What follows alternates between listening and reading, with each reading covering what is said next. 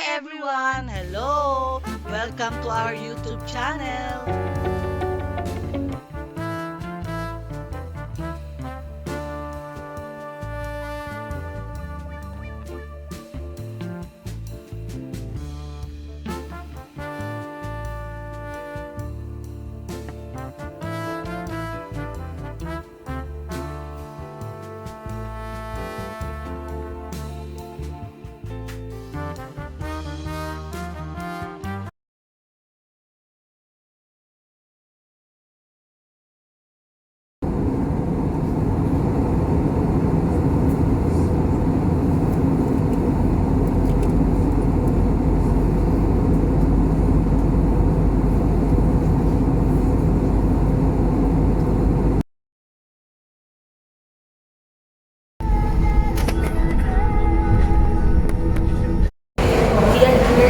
Saan tayo, ma?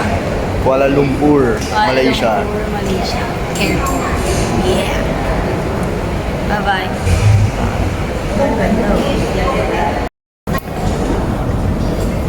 Hi, ma'am. Nasaan tayo, ma? Kuala Lumpur. Airport.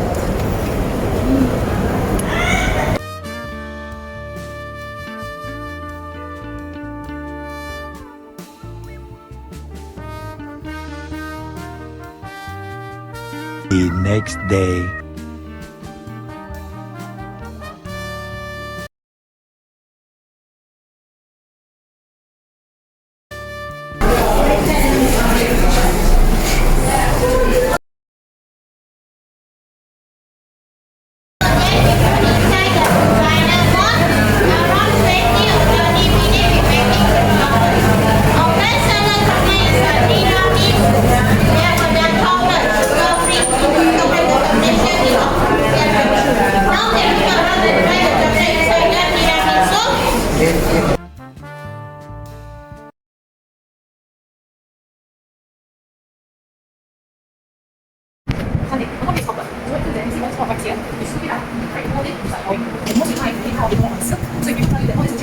They like to you, I'm sure they like to draw. It's saying something. I don't know what when he draws, he draws based on his imagination, okay, and his creativity. He doesn't rely on sketch at all. Okay, and Malaysian artist will not use human motifs or animal motifs because he wants to analyze the color in some pictures. They will use more flower, plants, geometrical design, and sometimes marine life. Okay, these are all the items we use. You see, soda ash, wax. This will take about 3 hours to have household. Okay, and it's very expensive. They are also not printed. So you can see.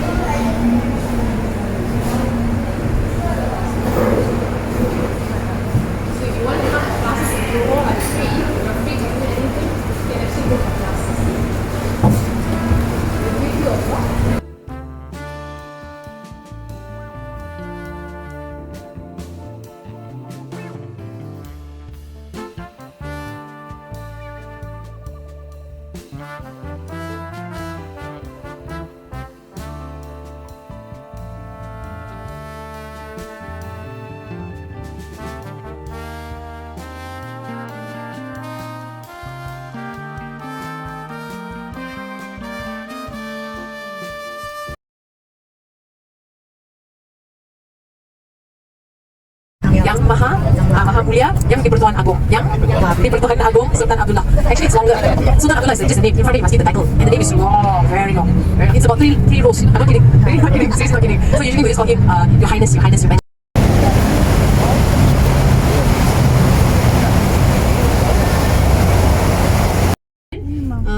There are three things to see here. One being the cenotaph, And when you see the cenotaph, you can see the three wars that happened. The Malayan emergency didn't include the world, but as a matter of fact, it included Malaysia. It is Malaysia, within Malaysia.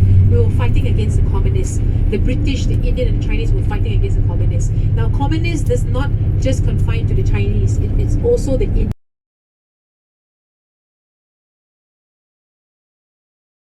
Nothing wrong with your eyes, but this is the royal color of Malaysia. Yellow represents the royalty of Malaysia, and when you go there, you see there's a yellow flag, right? There's a yellow flag. The yellow flag, if it's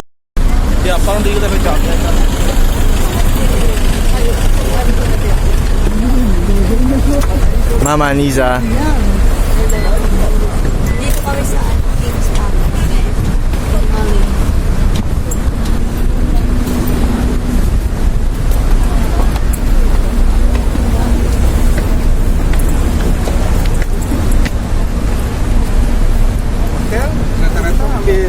幾驚地得我擔車，係好多人擔車。冇得入去喎。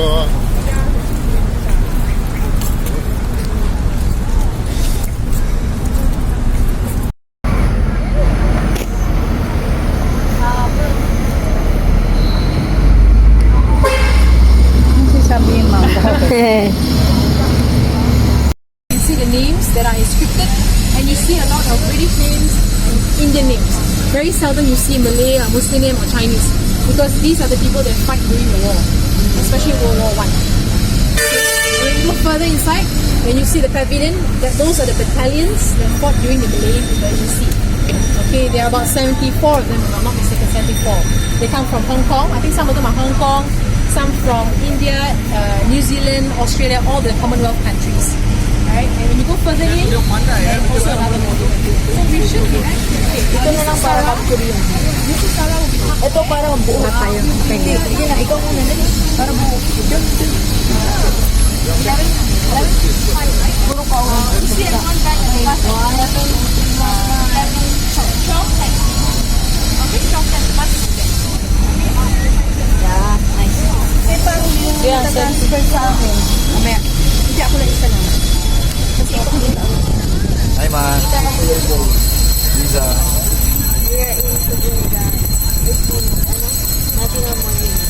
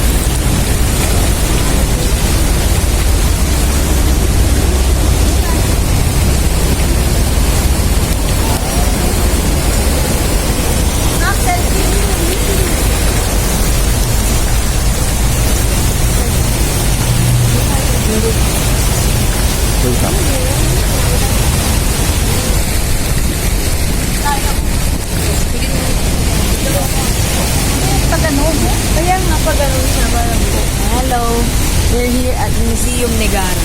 It means National Museum.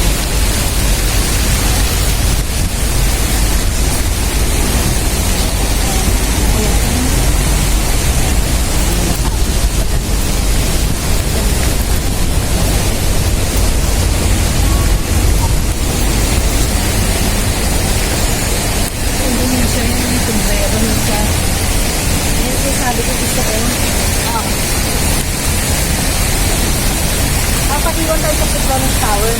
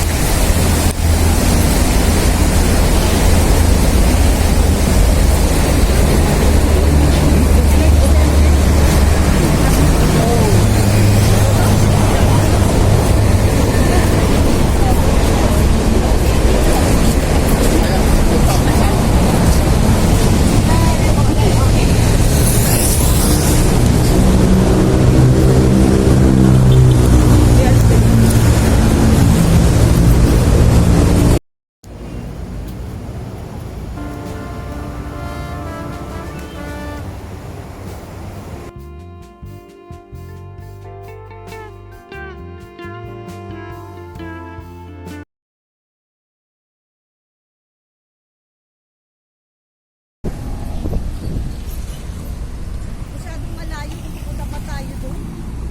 Mami. Layo. And visit muna kami.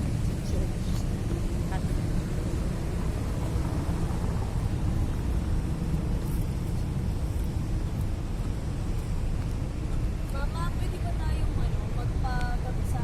Oo. Masabi ng ganun.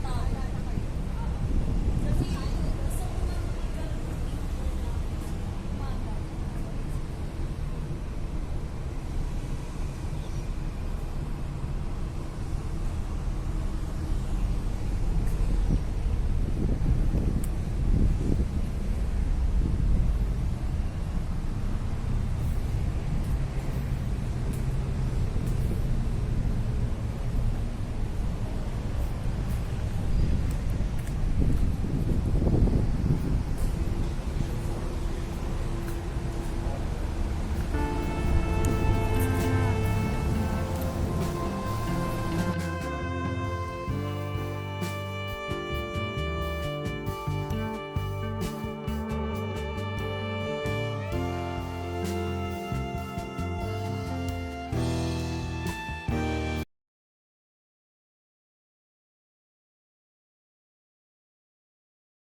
Kapag tinulak ka, itolak mo.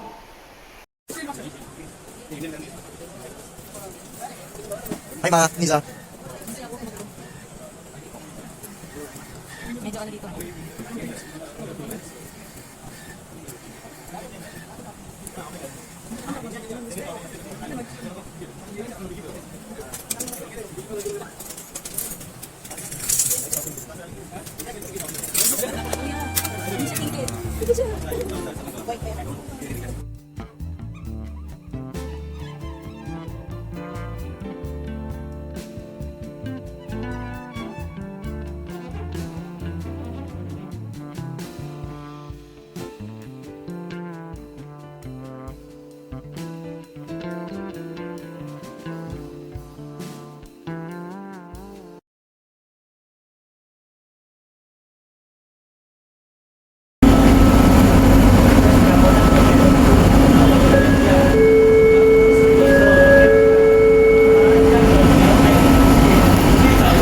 Kami lang ang tao. Konti lang.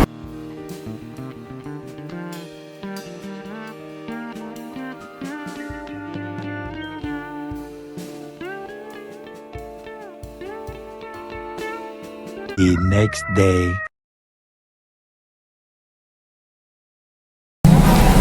Bato Kings, Malaysia. We are now currently entering the 270 steps. 272, I guess.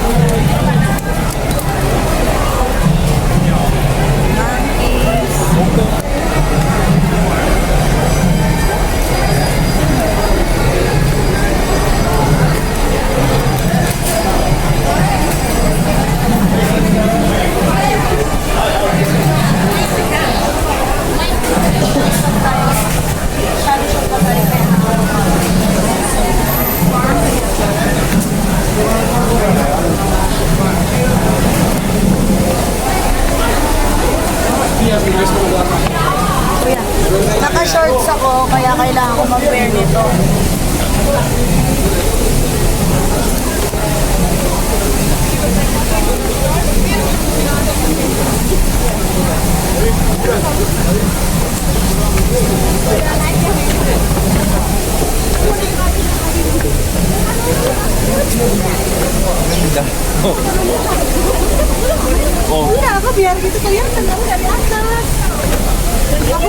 Madali lang mo ba? Yung taas mo. Masabi mo pag gusto mo naman stop.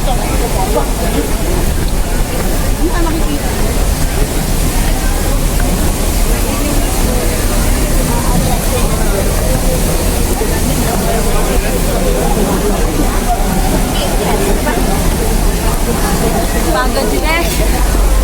Besh Shogod.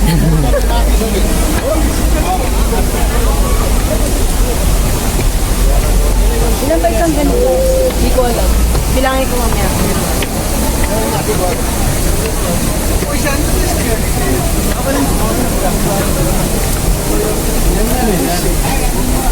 Ayoko na.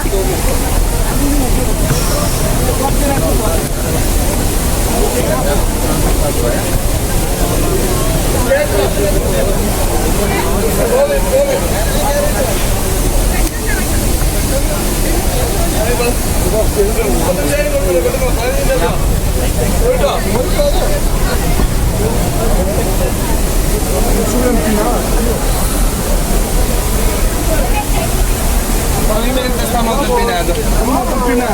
Robot. Pagod na ako, Besh.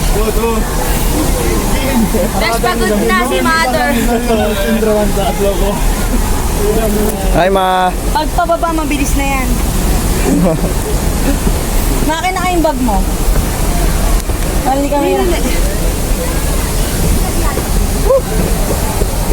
Konti na lang. Matarik siya kaya nakakapagod. Pero kung paslan ko. Ito, Ma. Ay, apa ko video na ako eh.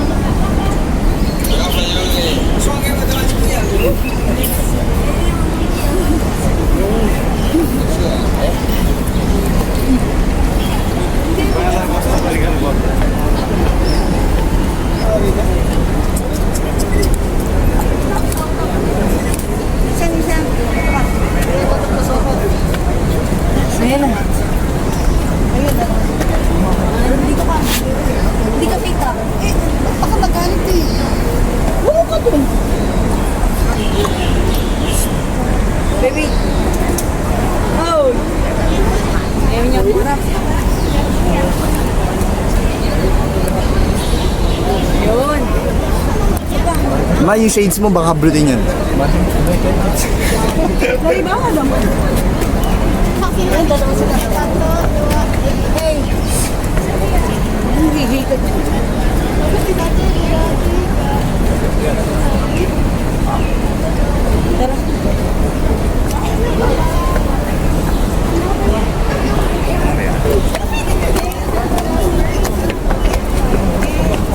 Sebut kata itu.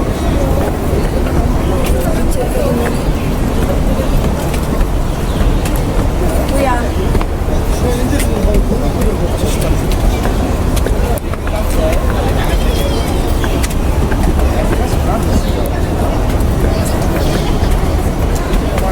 Ang galing ni Mama.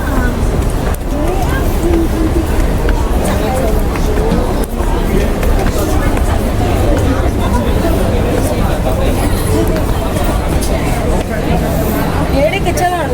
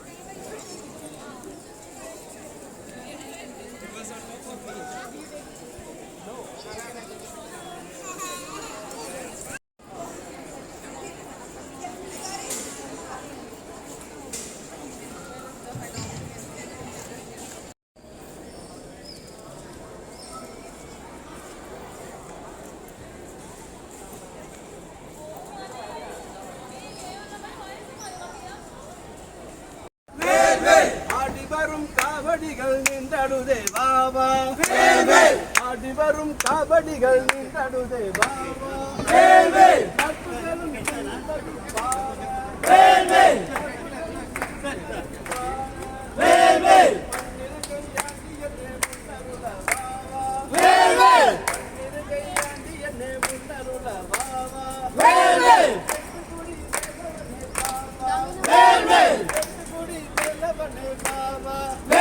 Excuse me. Can I? Di nga ako makakadaan, wag daw.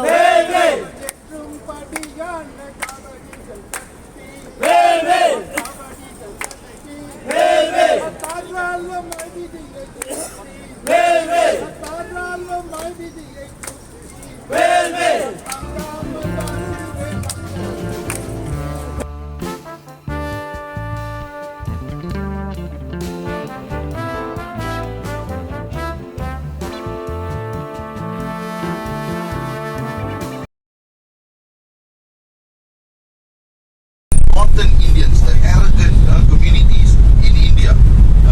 So this is where the petition against him was accumulated with the complaints made to the British.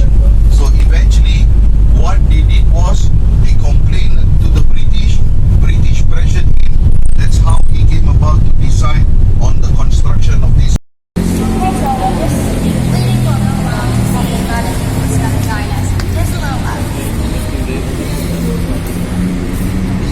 Visa. So that way you have over there, there will be the attraction overview. So when you guys go out from the exit, you can take a picture with it before you leave. And then this wall over there, you see this big wall is actually inspired by the Hong Kong design. There's some traditional batik motifs. So we actually inspired by that, and it is also made of the texture is painted.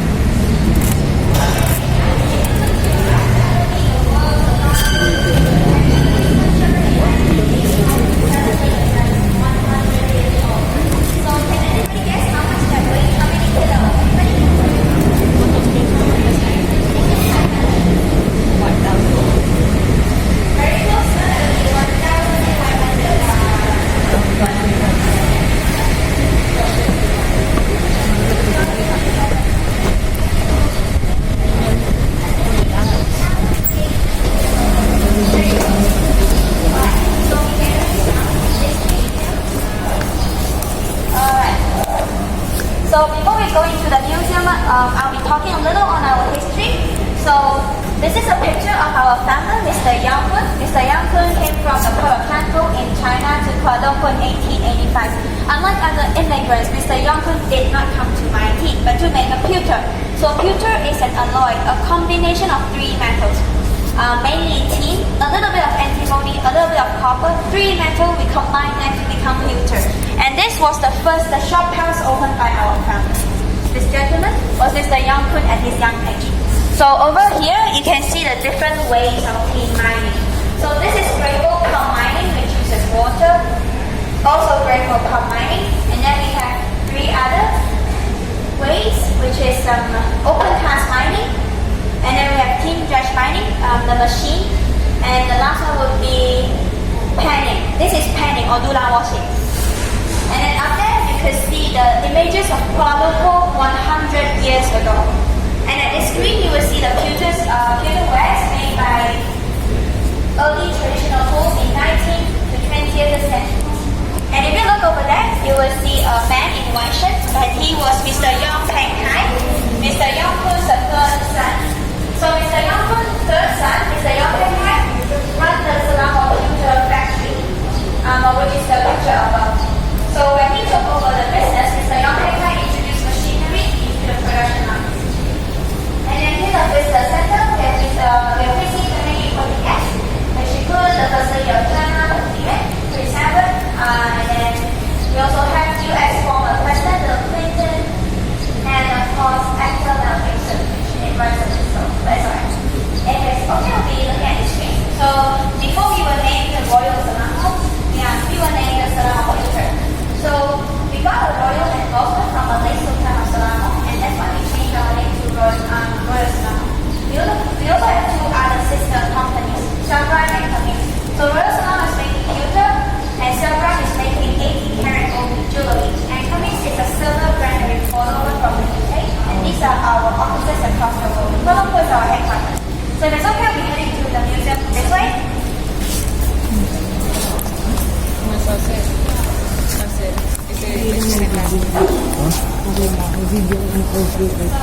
Pwede daw. Kasi ano siya ito sa internet. That is actually a model to currency, a form of old currency used 400 years ago. The actual size of this currency can be seen over there.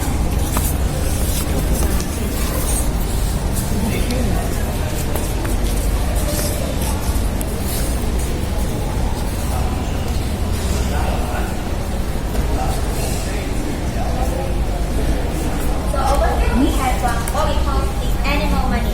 So animal money was a type of old currency that we used 400 years ago. They were made of pure tin. The heavier they weighed, the more valuable they were because they were too heavy to be carried around. We started using money pieces, where the coin would be broken off from the piece and broken off from the branches, and the remaining trunks and the branches would be recycled to new money. For example, I want to buy something that doesn't cost as much as an elephant. But I only have an elephant, so I give the elephant out, and in return, I will receive a tortoise. So that's how the barter system worked in those days. Barter system? Barter, yes. So, moving on to the next cabinet.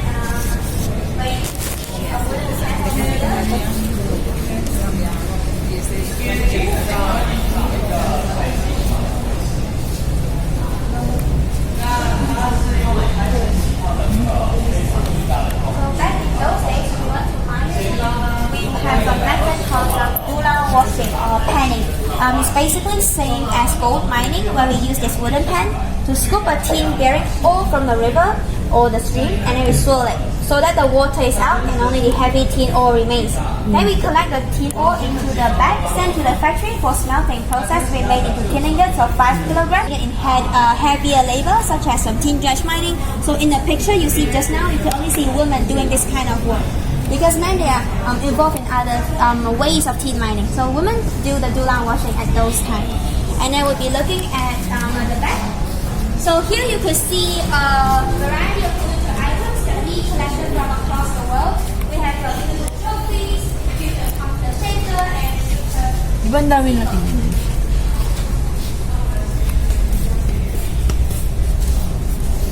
Di ba mo? Ang dami mga ganito yung mga kinukulit nito, Julie. Bit na bit. Meron pa ako Kuya, shaker ng alak. And then if it's okay, we'll be gathering in front of this cabinet.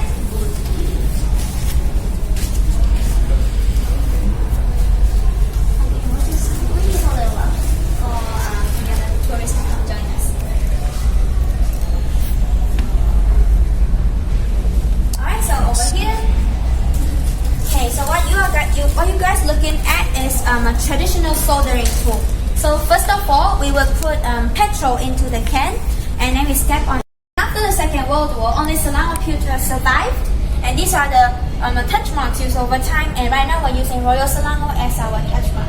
And if you look at this cabinet, you will see the walking stick and clothes are owned also by our founder, Mr. Yongkun. They were inherited from a Qing dynasty. And after you can see a portrait of him. And there will be going in front of that cabinet, and there will be this. Doon naka-display sa ilalim ng ano, yung mga picture nila lolo. Hi, Nisa. Mama. The people can purchase. So if you stand in front of this cabinet, you will see there are various tools used by Mr. Yongkun at that time to actually complete a pewter ware. So first of all, he would cast the pewter sheet, and then he will sit on his workbench and polish it using a stone leaf. After that, he will use the metal cutter to cut them into the shape he wanted, shape each piece using his hand with the help of a mold and a hammer, and then solder them together and give it a final polish. So using this set of tools, Mr. Yongkun made this icon over here. So this is called the melon teapot because it's shaped like a melon. And this is an original artifact from the Second World War. A very special story behind it was during the wartime, the British, they were dropping bombs from the sky to prevent the advancing Japanese army. So the villagers, they scrambled into warehouses to find for food and shelter, and among them there was a man named Aham. So Aham spotted this teapot on the ground, and as he bent to pick it up, a small bomb piece flew past his head. But because he was bending to pick this teapot up, he escaped from a death, and that's why it's also called the lucky teapot. And then if you stand in front of the mirror, and you can see from the mirror's reflection a square logo. Can you see it, a square logo? So that will be Mr. Yongkun touch mark. You have to, did you see it? Yeah. That will be the Mr. Yongkun's touch mark at the bottom of the teapot. Okay, yung logo niya yun. So if it's okay, we'll be heading to this big container. Wow.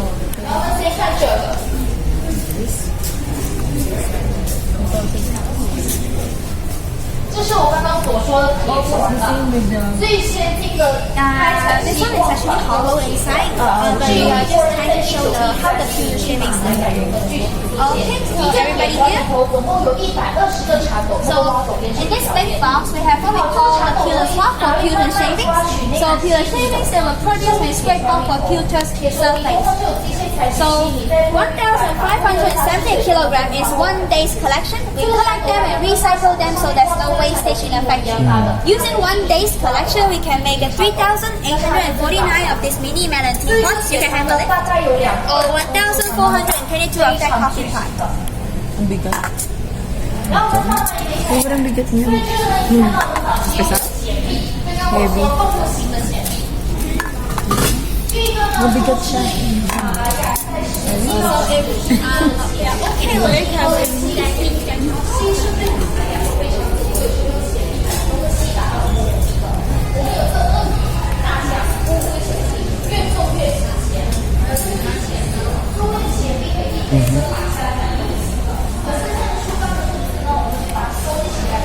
Hi, Ma.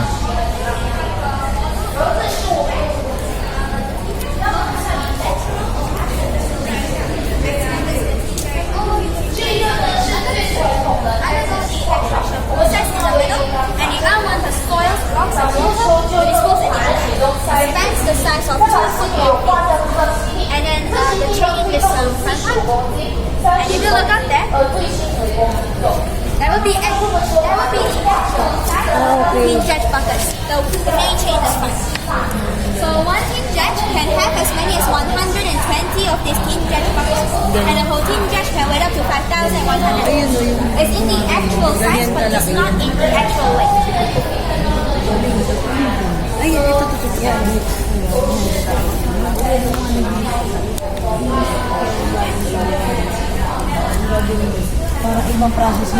lalabas dito yung mga ano na, bato-bato na tsaka yung mga dirt na. Ang galing. May ipon lang yung mga kailangan talaga. Oo, parang pang-harvest. Yun. Galing. Kung may sobrang laki, isipin mo. Yung size daw pala noon, 2 football fields. Yun na yun. Meron mga pera na barter din para sa tayo sa Pilipinas. Barter trade mo. So, hindi malay minsan. Hindi ko Varian dyan.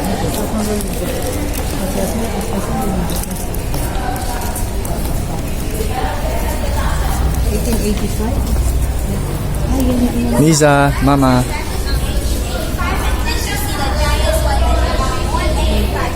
So on that surface we can touch and feel the different types of textures. You want to use the textures. This one is called the steel structure texture. These are very higher steel balls of the surface. There's a shield on the surface of the texture and you should feel it.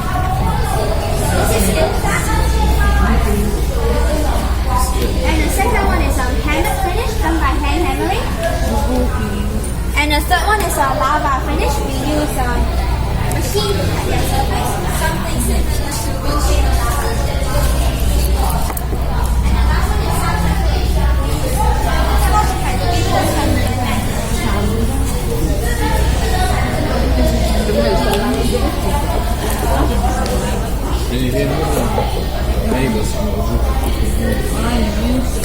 Alright, so we'll be walking down this aisle. So we also collaborated with different museums across the world. Some included V&A Museum from UK, a combination of glass and wood, a wine and then the British Museum, a candlestick holder and a tray. TKD in the middle.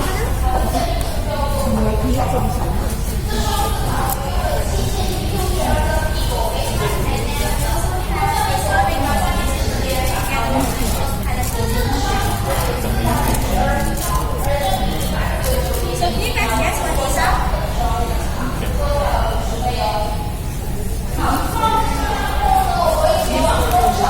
Yes, they are salt and pepper shakers.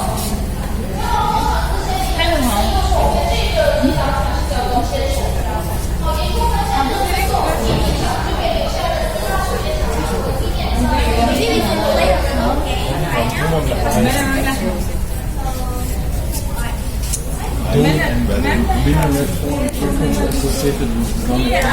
هي تشتري منهم نزل هنا برا نشتري من هنا من تحت المشي.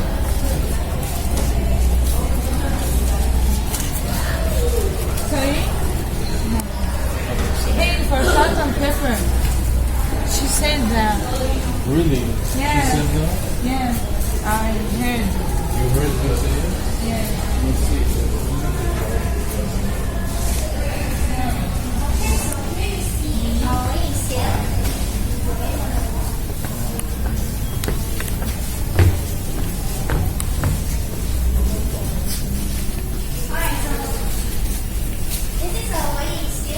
It's only too hard.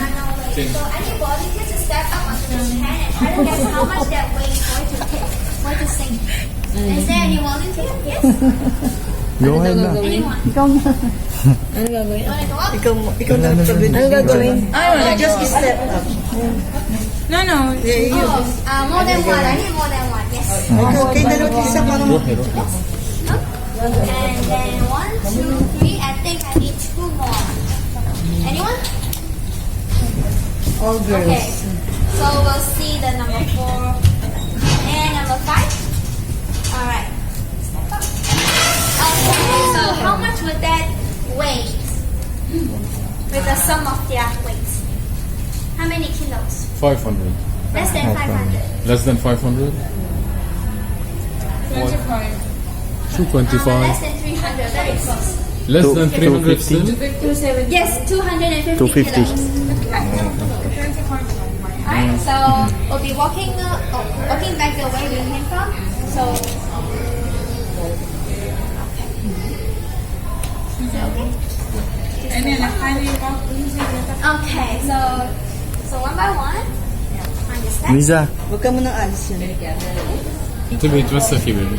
هلا ترتفع لانه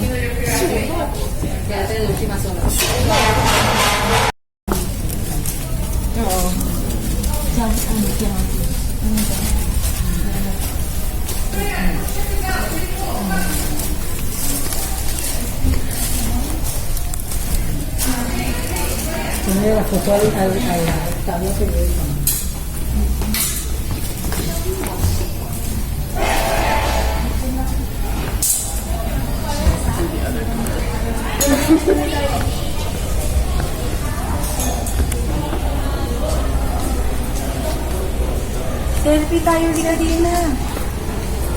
Oh. Dapat isa-isa. Pwede yan. Pwede yan. Tama.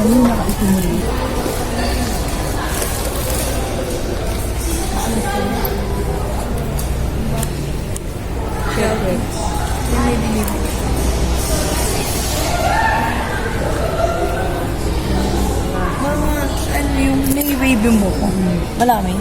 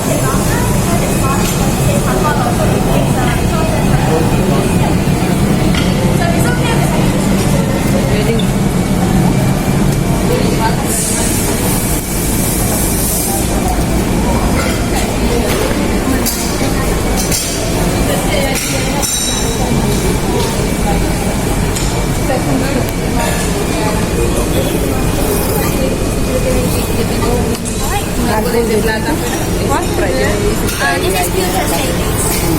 The one you see in the big box. So this is the second station, the machine quality station. This item is casted from the mold and then we place it onto the machine. And after that, we'll use a steel plate and angle to remove the layer of filter. And just after a few seconds, the handle from the mold. And because filters are very easily conducted, item is casted from the mold and then we place it onto the machine. And after that, we'll use a steel plate and angle to remove a layer of filter. And during the process, there will be filter shavings produced, and these are the filter shavings you can touch and feel them. And after that, we'll use a scotch pen to give it a smooth and matte finish. So we'll be bare hands to feel where the rough edges are, and then remove them using a hacksaw blade. And after that, they will use a sandpaper to polish the motifs and to remove the yellow patina from the copper. And after that, it will be sent to the factory for buffing process to soften up the edges. And then lastly, it will be stained to achieve this final finish.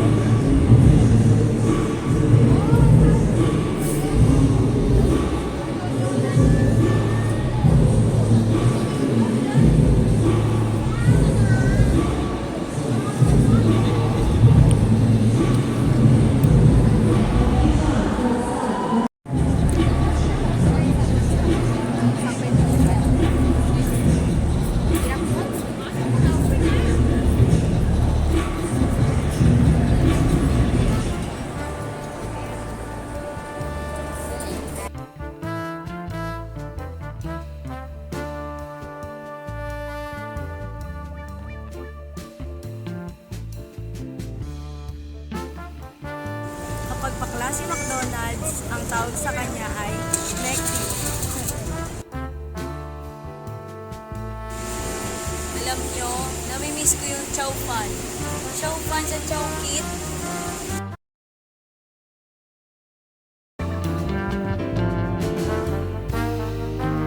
The next day.